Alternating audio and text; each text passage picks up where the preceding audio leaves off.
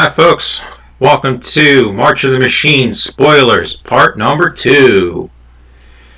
Alright, so in the last episode I went over a bunch of different brand new cards that are coming out for March of the Machines. On today's episode we're going to be continuing that, but I put a nice little presentation for it instead of having all the website issues. So, let's go ahead and get started with March of the Machines Spoilers, part number 2. Our first card we are going to be going over is Etali Primal Conqueror. And its flip side, Etali Primal Sickness. So, Primal Conqueror is a 7-mana legendary creature, Elder Dinosaur with Trample. When he enters the battlefield, each player exiles cards from the top of their library until they exile a non-land card. You may cast any number of spells from among the non-land cards exiled this way without paying their mana cost. Then you may pay 10 mana to transform Etali, activate only as a sorcery. When you transform Etali, Etali becomes Etali Primal Sickness, an Phyrexian Elder Dinosaur with Trample and Indestructible. And when he deals combat damage to a player, they get that many poison counters. So Etali starts off as a 7/7 for 7, and then evolves into an 11/11. Holy crap, is this ever a cool looking card. Etali, I remember from the Ixalan block, was a really good dinosaur. Being able to remove cards from the top of each of your opponent's libraries and then paying and getting that card was always super cool. I know in Commander he was very popular. But now with this, I can definitely see this in a red-green aggro ramp deck. This is probably going to be a big old bomb in Limited, and I can see this being also extremely popular in constructed decks, especially in Gruul aggro decks. And like I said before, like ramp decks. I will give this card a 9 out of 10. Actually, yeah, 9 out of 10. This is a very nice card. Up next, the lady herself, Elesh Norn. Elesh Norn is also going to be coming with this saga called the Argent Etchings. First, let's read Elesh Norn. Elesh Norn is a 4-mana 3/5 Phyrexian Praetor. She has Vigilance, and whenever a source an opponent controls deals damage to you or a permanent you control, that source's controller loses 2 life unless they pay 1 mana. Then you may pay 3 and sacrifice 3 other creatures, exile Elesh Norn, and then return it to the battlefield transformed under its owner's control. Activate only as a sorcery. When you transform Elesh Norn, you'll get this, the Argent Etchings. Incubate 2 5 times, and then transform all incubator tokens you control. That's level 1. Level 2. Creatures you control get +1/+1 and gain double strike until end of turn. And finally, level 3. Destroy all other permanents except for artifacts, lands, and Phyrexians. Exile the Argent Etchings and then return it to the battlefield face up. Okay. So, this is a mouthful. But, you gotta admit, since she is one of the biggest names in the set, obviously they were gonna probably put like a busted card for her. I like this card a lot. I mean, I understand on her flips on her front side, a 3/5 for 4, that's decent stats. And having your opponent, whenever they deal damage to you, lose 2 life, is always, that's really interesting too. But I really like the Argent Etchings part. So when you incubate 2, you put 2 +1/+1 counters on a incubator token, and then you can do that 5 times. So I believe this means you make 5 tokens with 2 counters on them each, and then you flip them. And then you get like 2 5/5, like 5 2/2s. So that's 10. That's 10. 10 power and toughness. Then giving them double strike and +1/+1 is always nice.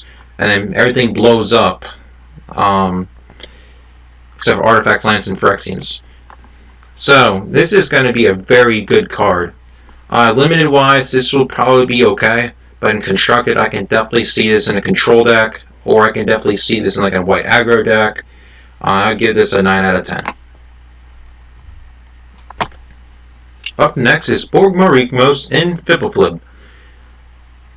They are a 6/5 Cyclops and Homunculus legendary creature for 5 mana. When they enter the battlefield or attack, draw a card, and then you may discard any number of land cards. When you discard one or more cards this way, Borg Marikmos and Fibbleflib deal twice that much damage to target creature. And you can pay 2 mana to put Borg Marikmos and Fibbleflib into its owner's library, third from the top. Alright, so question. Who would have thought Borg Marikmos and Fibbleflib would team up and be buddies? You got this very small little homunculus and a ginormous Cyclops. Honestly, it's kind of a neat little pairing. This is definitely going to be an interesting card. I can definitely see this in like a teamer mid-range deck, especially when you need mana sources. I can definitely see that. And honestly, that looks pretty cool.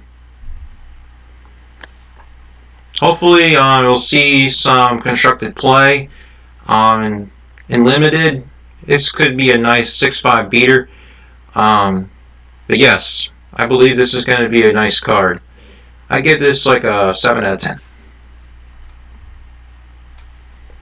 Next card we're going over is Archpriest of Shadows. Archpriest of Shadows is a 5 mana 4/4 human warlock with backup 1.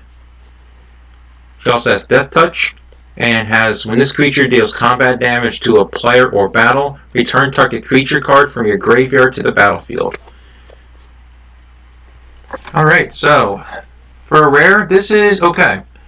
A 5 mana 4/4 is okay on stats. Giving a creature Death Touch is always nice. And when it enters the battlefield, it becomes either a 5/5 with Death Touch, or you can pump up another creature you control. They become a Death Toucher, and they have that nice ability. Being able to return stuff from your graveyard is always nice, especially from the graveyard to the battlefield. I can see this being good in limited and in constructed play. Hopefully this will be okay in like a mid-range deck. But I would give this card a 7 out of 10.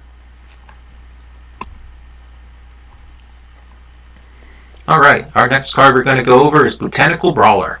A 2 mana 0/0 elemental warrior. When he enters the battlefield, it comes in with 2 +1/+1 counters on it. And whenever one or more +1/+1 counters are put on another permanent you control, if it's the first time +1/+1 counters have been put on that permanent this turn, put a +1/+1 counter on Botanical Brawler. Okay, start off. A 2/2 for 2 is always okay. A 2/2 with trample, that's fine. And then every time you put a +1/+1 counter on another creature, as long as it's the first time, put another +1/+1 counter on the Brawler. If you can make these +1/+1 counters stack up a lot, I can see this being a very nice card. Otherwise, this is probably just going to sit there and not really do much. I can actually see this, believe it or not, in an old deck I used to play, Soul Sisters. Since there's a lot of +1/+1 counter synergy in that deck, I can definitely see some counters going on that card. For limited, I think this will be pretty nice. I'm sure there's going to be a way to generate more +1/+1 counters, like that backup ability. I would give this card a 5 out of 10. And hopefully it'll be a nice little card. Up next is Polukranos Reborn and Polukranos Engine of Ruin. Starting off with Polukranos Reborn, a 3 mana 4/5 Hydra with Reach. You may pay 7 mana to transform it. Activate only as a sorcery. When Polukranos transforms, it becomes a Phyrexian Hydra with Reach and Lifelink, and its name becomes Polukranos, Engine of Ruin. When this creature or another non-token Hydra you control dies, create a 3/3 green and white Phyrexian Hydra creature token with Reach, and a 3/3 green and white Phyrexian Hydra creature token with Lifelink. Okay, so who would have thought Wurmcoil Engine would come into this set? But, yeah, this really makes Polukranos really nice. A 4/5 for 3 is always, that's really good stats.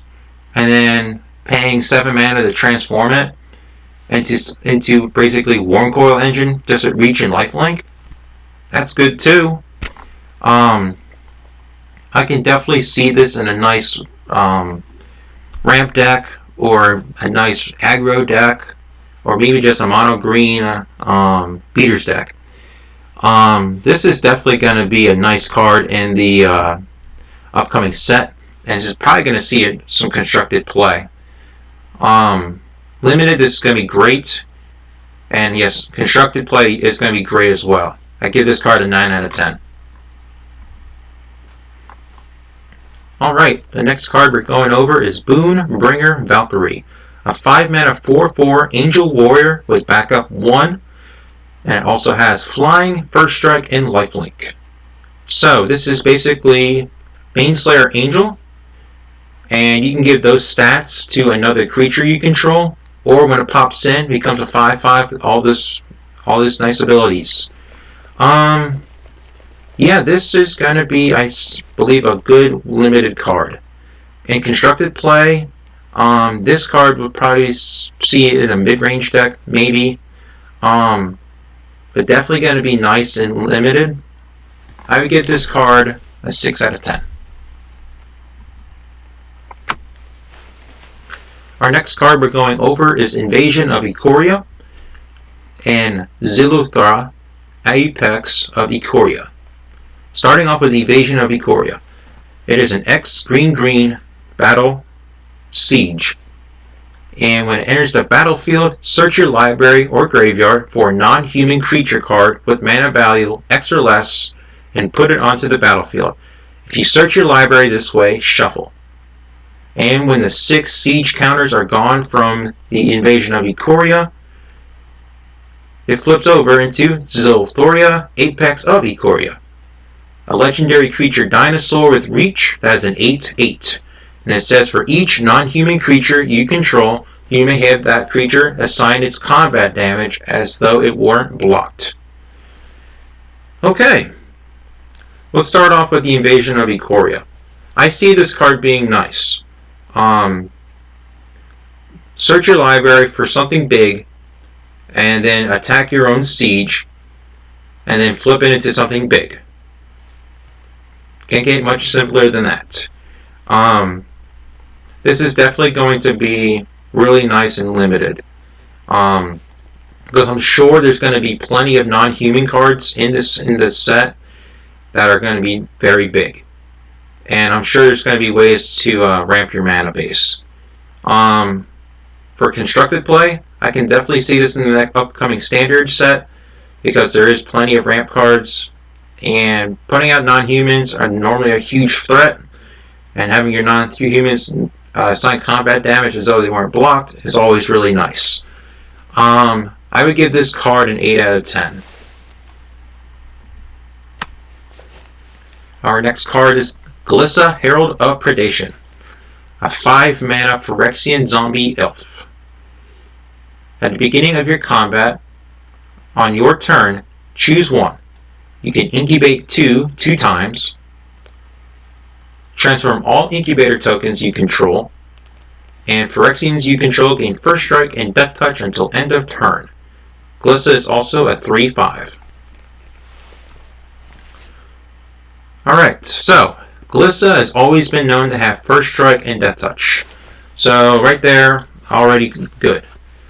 Being able to incubate 2 times, two times is good. So you make 2 incubator tokens with 2 +1/+1 counters on it. That's always nice. On the next turn, you can either incubate 2 again or make your incubator tokens flip into the Phyrexians. As long as this card goes into a Phyrexian themed deck, she's going to be really good. Definitely going to be nice and limited. And constructed, if it's in a Phyrexian deck, this will be good. Otherwise, she's just making incubator tokens for herself or giving herself First Strike and Death Touch. I would give this card a 7 out of 10.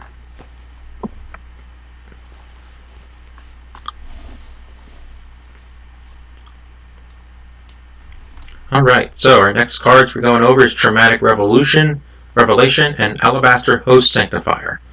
Starting off with Traumatic Revelation. Target opponent reveals their hand. You may choose a creature or battle card from it. If you do, that player discards that card. If you don't, incubate 3.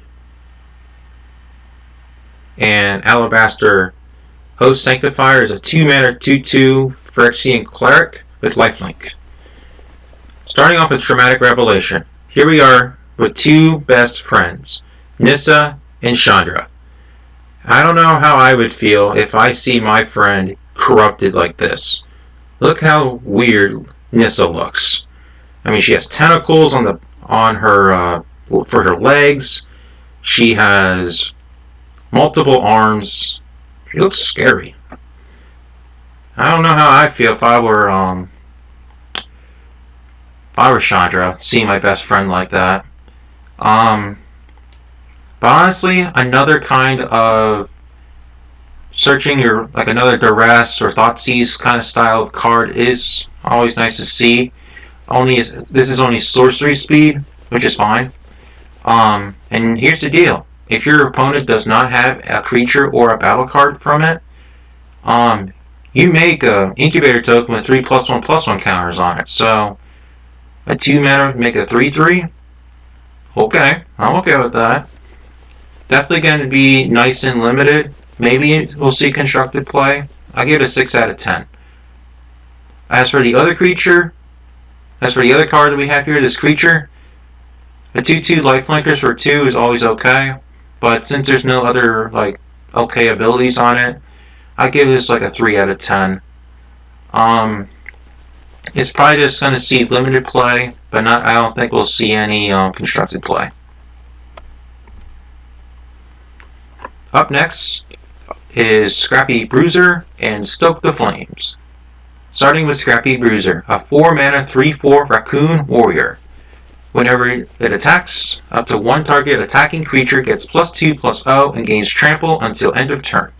Return that creature to its owner's hand at the end of combat. And Stoke the Flames is an instant with Convoke. It deals 4 damage to any target. Alright, so let's talk about Scrappy Bruiser. This gives me Rocket Raccoon vibes from the Guardians of the Galaxy universe. Looks pretty nice.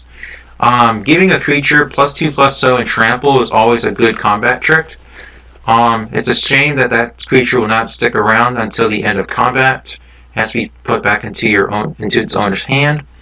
If only it was allowed to stay on the battlefield. And seeing Stoke the Flames come back as a reprint looks nice. The artwork looks pretty nice. It looks like a fire-breathing dragon. So I give Scrappy Bruiser a 6 out of 10, and Stoke the Flames I also give a 6 out of 10. This is our first card with Convoke, so here's how it works. So if you have creatures on the battlefield, you may tap them, and that pays for the generic mana, and that way you only have to pay the lesser mana value. So if you would pay, instead of paying 4 mana to deal 4 damage, you can tap 2 creatures that pay for the generic mana, and all you have to do is tap 2 mountains. And that way you can only pay 2 mana to deal 4 damage to anything.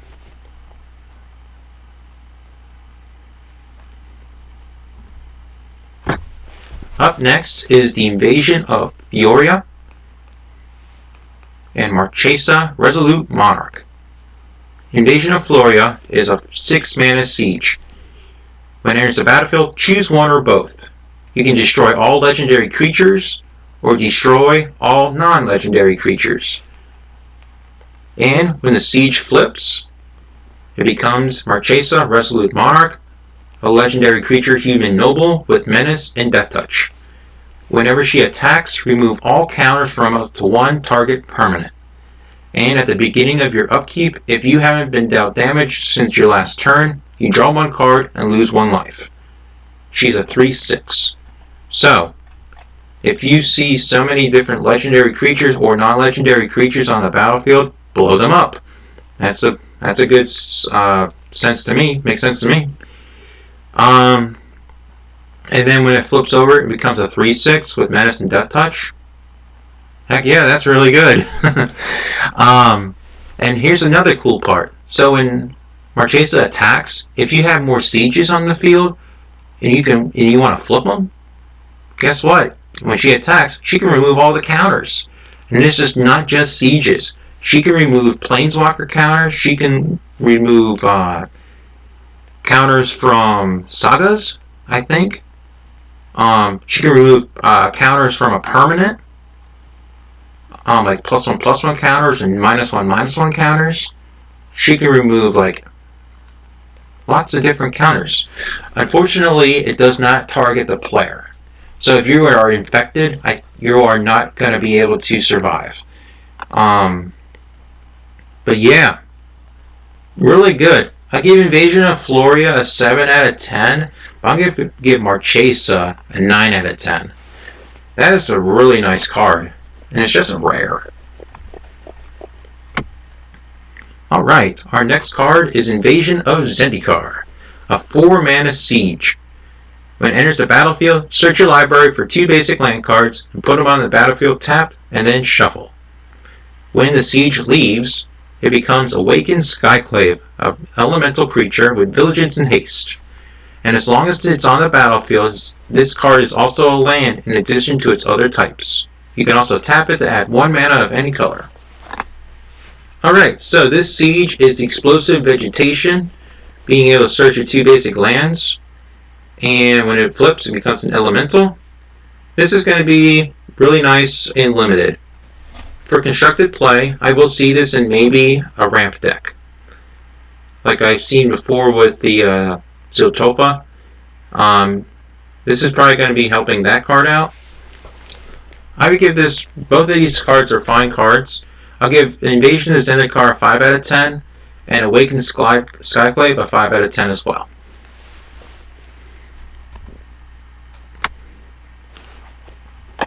Our next cards we're going over are Kami of Whispered Hopes and Halo Forger.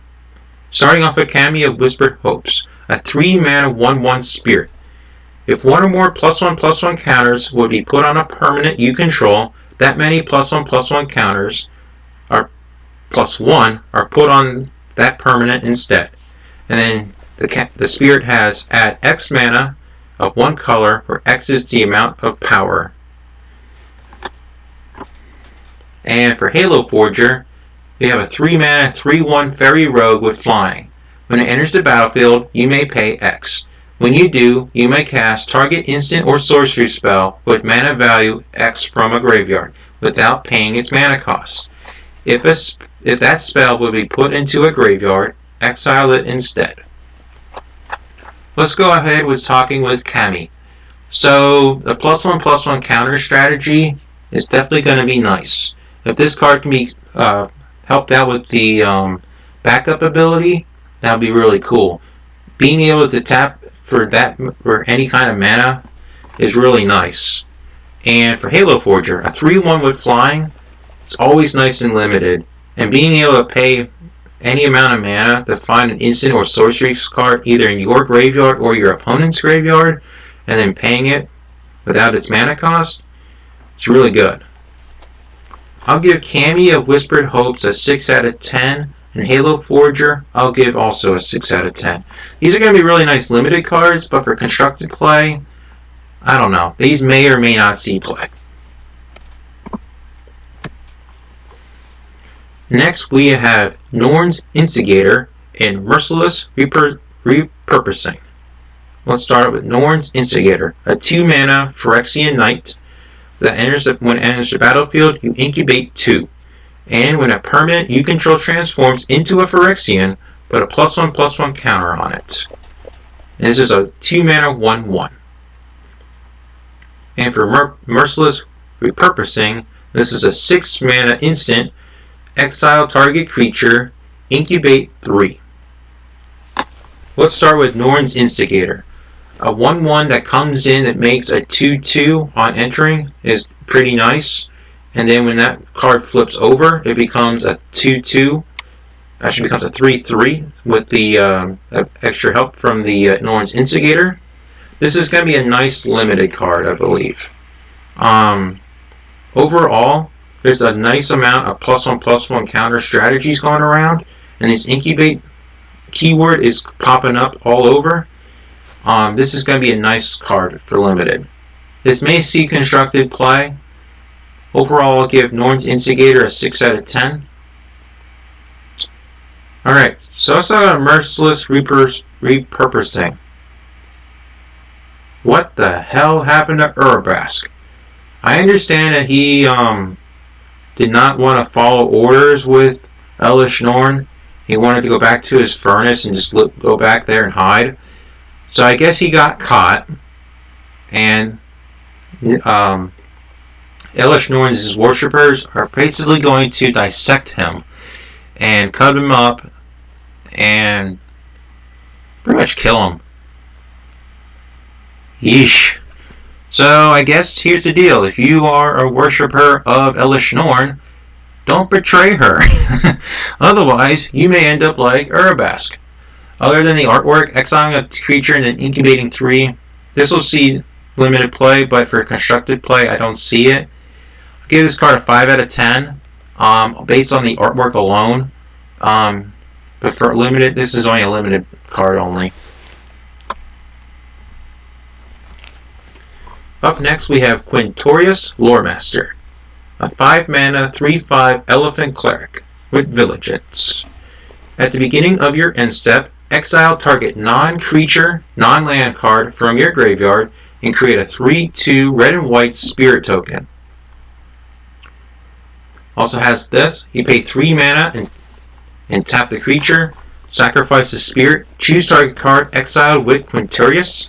You may cast that spell without paying its mana cost. If that spell is put into a graveyard, put it on the bottom of your owner's library instead. Alright, so I can definitely see Quintorius being pretty interesting for limited. A 3/5 for 5 is okay stats, but given that keyword Vigilance is really good, and being able to make a 3/2 white and red spirit token on your end step by just removing a non-creature, non-land card, basically focusing on sieges and basically focusing on planeswalkers and instants and sorceries. Yeah, that would be good. And then if you want to do those all over again, just sacrifice a spirit, and you get to choose a card from Quintorius. One thing that's pretty nice. So, as long as Quintorius is on the battlefield, instead of sending your cards to like the exile zone and your it's like when you have your graveyard and exile zone set up, you just put those cards underneath Quintorius, and then you pay them, and then that's it.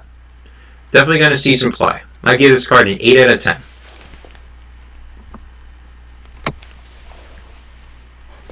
The next card we're going over is Invasion of Urgamon and Truga Cliffcharger.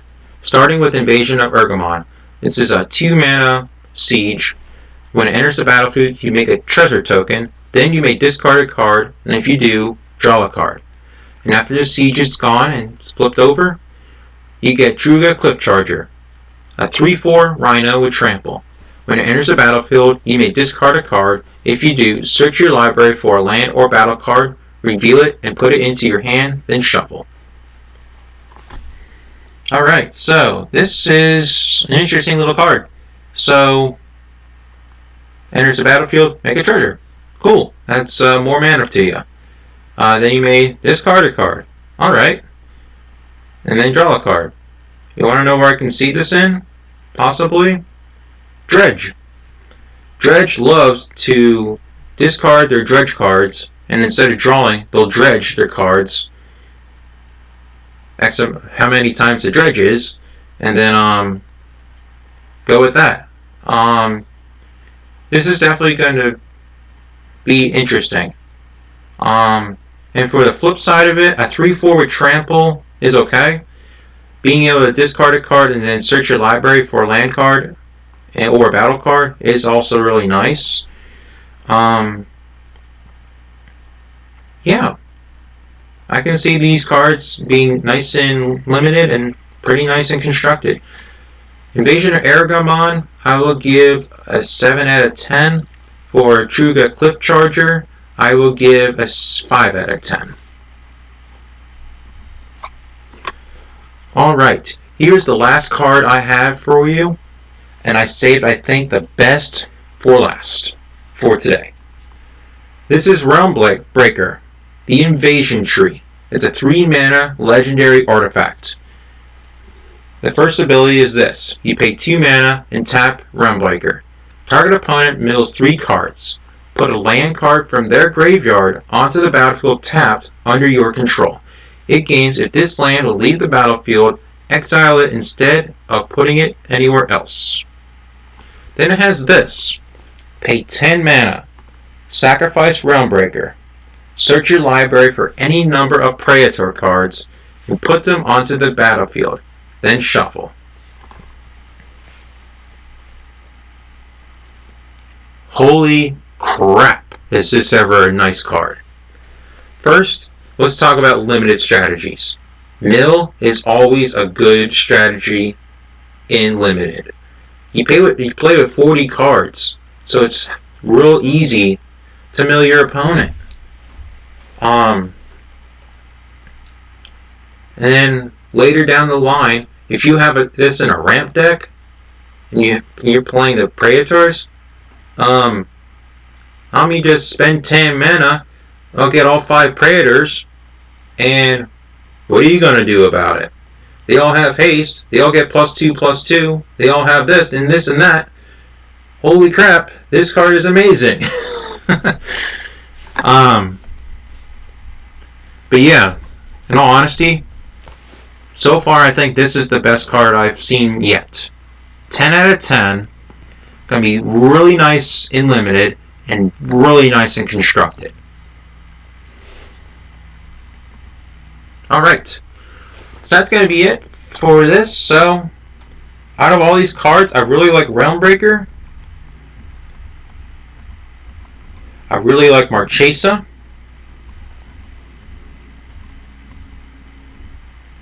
I really like Polukranos, Reborn, and Engine of Ruin. I really like Elishnorn and the Archon Etchings. And I really like Etali Primal Conqueror.